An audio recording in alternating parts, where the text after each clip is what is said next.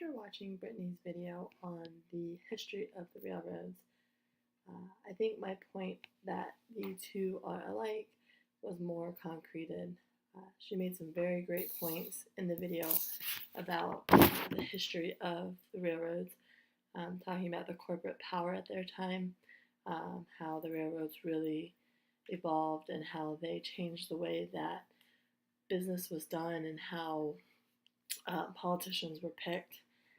So that again is the same as the current ascending industry, in that our current industries pick our politicians. They pick who we're going to vote for. They control. They have all the power. She also talked about affecting the environment. A huge thing today with our ascending industries are corporate social responsibilities. So programs put into place simply to better our environment. The railroads shaped American life. Our industries today shape our lives today. Through my research, I was reading, and Leland Jenks is quoted as saying, "There appears to be no satisfactory technique for giving a precise measure to the extent of the contribution that railroads had on our society today." There also, Thomas Curtis Clark in 1889 stated, "The world of today differs from that of Napoleon more than his world differed from that of Julius Caesar, and this change has chiefly been made by railways." So again, even back in 1889, railroads were affecting the way that our ascending industries grew. Brittany also mentioned in her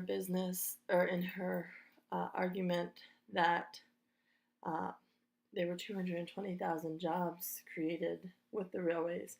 And again, the industries of today are creating jobs. They're creating work for American blue-collar, white-collar workers to really get in and dig in and make a career out of their business.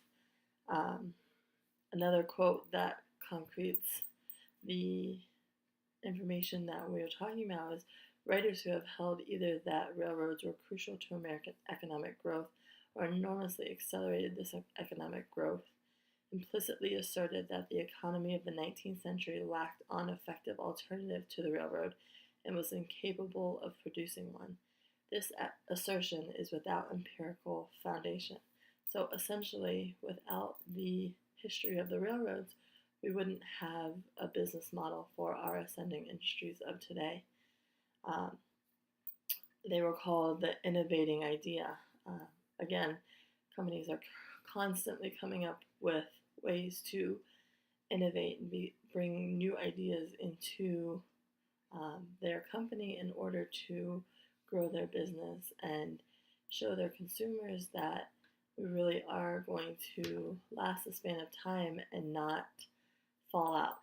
Now, the railroads did decrease greatly over the years, and to this day, like Brittany stated in her video, typically they're used for passenger travel, but they are still used for freight travel. They still are used for passenger travel, and we're talking 150, almost 200 years later. So most businesses today are trying to create the same type of longevity that the railroads have seen. So again, I think all these arguments concrete the fact that railroads did not only create the way businesses are ran, but we still base our business practices on the way railroads were run back in the day. Thank you and have a great day.